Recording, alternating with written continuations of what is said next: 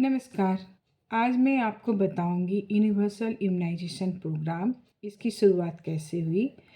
1974 में expanded programme for immunisation के तहत इसकी शुरुआत हुई, जिसमें 6 वैक्सीन प्रिवेंटेबल डिजीज जो थे for TV, polio, diphtheria, pertussis, tetanus, measles इसके लिए आए। ये प्रोग्राम के तहत जो बच्चे को प्रतिरक्षण किया जाता था बाल मृत्यु दर को कम करने के लिए। फिर 1985 में इस प्रोग्राम का नाम यूनिवर्सल इम्यूनाइजेशन प्रोग्राम रखा गया, जिसमें बच्चों को 5 साल से कम के उम्र के बच्चों को, गर्भवती माताओं को टिटनस का प्रतिरक्षण किया जाता था। इसके बाद जो इन मिशन इंद्रधनुष 2014 में मिशन इंद्रधनुष के तहत 2 साल से कम के जो भी बच्चे हैं उनका फुल इम्यूनाइजेशन इंश्योर करना। कौन कौन से इम्यूनाइजेशन हैं, कब कब दिए जाने हैं? 6 सप्ताह जब बच्चा जन्म लेता है उस समय BCG, पोलियो और हेपेटाइटिस बी का प्रतिरक्षण किया जाता है। BCG क्यों किया जाता है? BCG जो टीबी है उससे बच्चों को इम्यूनिटी देता है कि बार बार इन्फेक्शन टीबी का से बचाव करता है। पोलियो वैक्सीन और हेपेटाइटिस बी वैक्सीन और हेपेटाइटिस बी के से बचाव के लिए। जो बच्चा अगर जन्म के समय में जिनका प्रतिरक्षण नहीं हो पाया तो 6वां सप्ताह में BCG का वैक्सीनेशन करना है।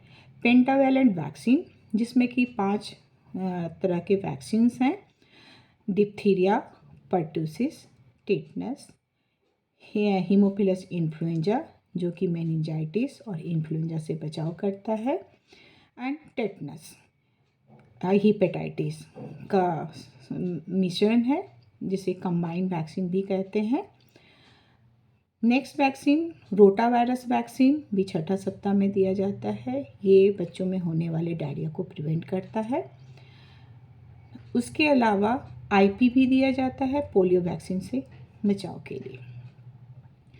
ये वैक्सीन 6ठा सप्ताह, 10वां सप्ताह और 14वां सप्ताह में दिया जाता है। फिर 9वां सप्ताह महीना में कौन सी वैक्सीन दी जाती है? तो मीजल्स रूबेला के लिए MR वैक्सीन दिया जाता है। उसी समय जहाँ पे जेई का प्रिवेलेंस ज़्यादा है, एंडेमिक डिजीज है, जेई से बचाव के लिए जापानीज इंसेफेलाइटिस कहते हैं, वो वैक्सीन दिया जाता है। और इसके साथ साथ विटामिन A का खुराक दिया जाता है, जो नाइट ब्लाइंडनेस बहुत बच्चों में कॉमन है, इसके लिए बचाव के लिए विटामिन A का खुराक दिया जाता है। फिर कब किया जाता है? जब बच्चा 1.5 साल का हो जाता है, यानी 16 से 24वां मंथ में दिया जाता है मीजल्स का दूसरा डोज।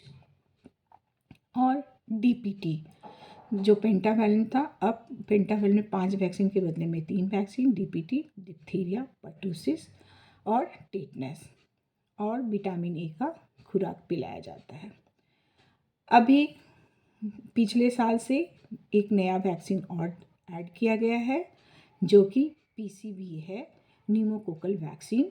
ये 6ठा सप्ताह और 14वां सप्ताह में दिया जाता है, न्यूमोकोकल यानी कि निमोनिया से बचाव के लिए। और 9वां महीना में इसका बूस्टर डोज दिया जाता है। जो BCG वैक्सीन कैसे दिया जाता है? तो BCG वैक्सीन लेफ्ट आर्म में यानी कि बायां बाह में कहाँ दिया जाता है? इंट्राडर्मली दिया जाता है, at the insertion of deltoid muscle के पास। हेपेटाइटिस B जो वैक्सीन है पैर में लेफ्ट एंटेरोलेटरल एस्पेक्ट में दिया जाता है, इंट्रामस्कुलरली। जो रोटा वायरस का वैक्सीन है वो मुंह से खिलाया जाता है, ये ओरल वैक्सीन है। और जो मीजल्स वैक्सीन है वो राइट आर्म में दिया जाता है, यानी कि दायां बाह में सबक्यूटेनियसली दिया जाता है, MR वैक्सीन। जेई वैक्सीन भी सबक्यूटेनियसली दिया जाता है। 9वां महीना में किस बाह पे दिया जाता है? तो लेफ्ट आर्म में, क्योंकि 9वां महीना में हम 2 वैक्सीन देते हैं, MR वैक्सीन और JE vaccine. MR vaccine right arm में और JE वैक्सीन लेफ्ट आर्म में देते हैं। तो इस तरह से वैक्सीनेशन बच्चे को किया जाता है, प्रतिरक्षण करता है, यानी इम्यूनिटी प्रदान करता है, सब्सिक्वेंट इन्फेक्शन से बचाता है।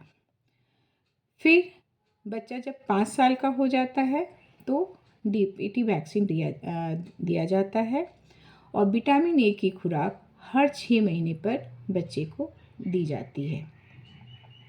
कितना? 9वां महीना में 1 लाख इंटरनेशनल यूनिट यानी 1 ml, और 1.5 साल 1 साल के ऊपर का बच्चा जो है उसको 2 लाख इंटरनेशनल यूनिट दिया जाता है। प्रतिरक्षण करने के बाद उसका रिकॉर्ड करना भी बहुत इम्पॉर्टेंट है। आंगनवाड़ी केंद्र में VSSND के दिन बच्चों का प्रतिरक्षण किया जाता है। इस दिन माताएं अपने साथ MCP कार्ड लेके आती है। उस MC कार्ड में अंकित किया जाता है कि अभी कौन सा वैक्सीन दिया जा रहा है और नेक्स्ट वैक्सीन किस डेट में आना है। वैक्सीनेशन देने के बाद क्या नोट करना चाहिए? वैक्सीनेशन देने के बाद जो MCP कार्ड है, MCP कार्ड में नोट करना है पहला, और माँ को बताना है कि MCP कार्ड को प्रिजर्व करके सेफली रखना है और जब भी वो वैक्सीनेशन के लिए आए अपना टीकाकरण का कार्ड साथ में लाए। दूसरा, जो वैक्सीनेशन दिया जाता है, कौन सा वैक्सीनेशन दिया जा रहा है ये माँ को बताना है, और वैक्सीनेशन किस डिजीज़ से बचाव करता है। तीसरा, कि इस प्रतिरक्षण करने के कारण कौन से साइड इफ़ेक्ट हो सकते हैं, इसके बारे में भी बताना है। तो ये मैसेजेस जब भी वैक्सीनेशन करते हैं तो 4 मैसेज ज़रूर देना है। कौन सा वैक्सीन दिया जा रहा है, वैक्सीन देने के उपरांत कौन से साइड इफ़ेक्ट होते हैं, नेक्स्ट वैक्सीनेशन के लिए कब आना है, और वैक्सीन देने के बाद उसे अंकित करना है और माँ को बताना है कि इस वैक्सीनेशन कार्ड या इम्यूनाइजेशन कार्ड को जब भी आए अपने साथ लाएं और सेफली रखें। ये थी मुख्य बातें प्रतिरक्षण कार्ड और प्रतिरक्षण संबंधी, इम्यूनाइजेशन कार्ड और इम्यूनाइजेशन संबंधी ये बातें थे जिन्हें आपको ध्यान देना है। नमस्कार।